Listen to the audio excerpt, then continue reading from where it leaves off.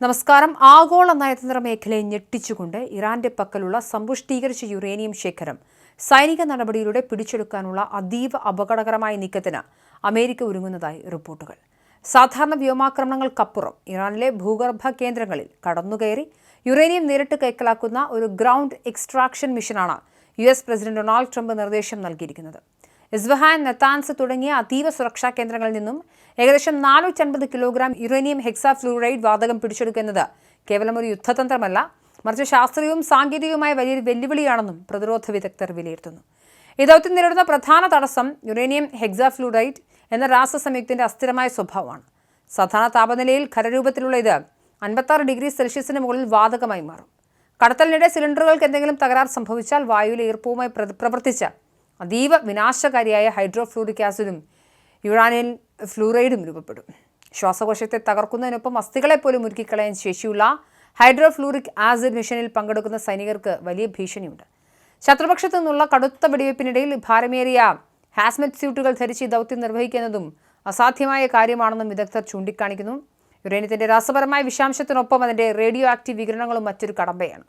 Iran ശേഖരിച്ചിട്ടുള്ള 60% സമ്പുഷ്ടീകരിച്ച യുറേനിയത്തിൽ നിന്നുള്ള gamma കിരണങ്ങളും ന്യൂട്രോണുകളും വലിയ തോതിലുള്ള റേഡിയേഷൻ ഭീഷണി ഉയർത്തുന്നുണ്ട്.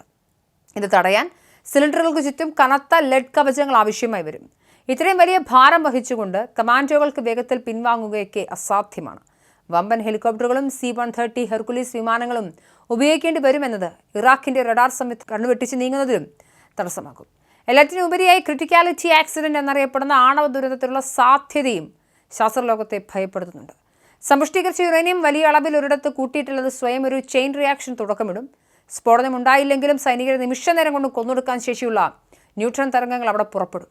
യുദ്ധത്തിന്റെ പരിഭ്രാന്തിക്കിടയിൽ യുറേനിയം സിലിണ്ടറുകൾ കൃത്യമായ അകലം പാലിച്ചും ശാസ്ത്രീയമായ സുരക്ഷാ മാനദണ്ഡങ്ങൾ അനുസരിച്ചും വിമാനത്തിൽ അടുക്കി വയ്ക്കുക എന്നതും അത്യന്തം സങ്കീർണമായ കാര്യമാണ്. ചുരുക്കത്തിൽ ശാസ്ത്രീയമായ അറിവില്ലാതെയും തികഞ്ഞ ഏകോപനമില്ലാതെയും ഈ ദൗത്യം നടപ്പിലാക്കുന്നത് ലോകത്തിന് തന്നെ ഭീഷണിയായേക്കാവുന്ന വൻ ദുരന്തത്തിലേക്ക് നയിച്ചേക്കാം. അതുകൊണ്ട് തന്നെ യുറേനിയം സമ്പുഷ്ടീകരണം കരസ്ഥമാക്കുക എന്നുള്ള അമേരിക്കൻ പ്രസിഡന്റ് ട്രംപ് പറഞ്ഞു എന്ന് പറയുന്ന വാഷിംഗ്ടൺ പോസ്റ്റിന്റെ റിപ്പോർട്ട് എത്രത്തോളം വിശ്വസനീയമാണെന്നത് അറിയേണ്ടതുണ്ട്.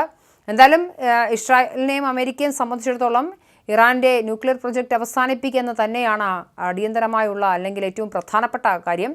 അതുകൊണ്ട് തന്നെ ഏതുവിധേനയും ഇറാനിലെ യുറേനിയം സമ്പുഷ്ടീകരണം നിർത്തേണ്ടതുണ്ട് അവർക്ക്. അതിനുവേണ്ടിയാണ് യുദ്ധം ആരംഭിച്ചത്. എന്തായാലും അതുമായി ബന്ധപ്പെട്ട് ഏത് തരത്തിലാണ് ഇനി വൈറ്റ് ഹൗസ് പ്രതികരിക്കുക എന്നറിയില്ല. അതേസമയം ലോകത്തെ മുൾമുന്നിൽ നിർത്തി ഹോർമോസ് കടലിടുക്ക് കടഞ്ഞു കിടക്കുന്ന പശ്ചാത്തലത്തിൽ പ്രശ്നപരിഹാരത്തിനായി ബ്രിട്ടൻ വിളിച്ചു ചേർത്ത 35 രാജ്യങ്ങളുടെ നിർണായക യോഗത്തിൽ ഇന്ത്യയും പങ്കെടുക്കുന്നു. എണ്ണവില കുതിച്ചുവരുന്ന സാഹചര്യത്തിൽ കടലിടുക്ക് തുറക്കുന്നതിനുള്ള വഴികൾ തേടിയാണ് അടിയന്തര നീക്കം. വിദേശകാര്യ സെക്രട്ടറി വിക്രം മിശ്രി വ്യാഴാഴ്ച വൈകുന്നേരം നടക്കുന്ന വെർച്വൽ യോഗത്തിൽ ഇന്ത്യയെ പ്രതിനിധീകരിക്കും. ഇന്ത്യയെ സംബന്ധിച്ചിടത്തോളം അതിനിർണായകമാണ് ചർച്ചകൾ. രാജ്യത്തെ 40% എണ്ണയും 50% പ്രകൃതിവാതകവും 80%-ലധികം LPG ഇറക്കുമതിയും ഈ പാതയിലൂടെയാണ് കടന്നുപോകുന്നത്. ഇറാൻ പാത തടഞ്ഞതോടെ ഇന്ത്യയുടെ ഊർജ്ജ സുരക്ഷ തന്നെ ഭീഷണിയിലായ സാഹചര്യത്തിലാണ് ബ്രിട്ടനൊപ്പം ഇന്ത്യ ഐക്യപ്പെടുന്നത്.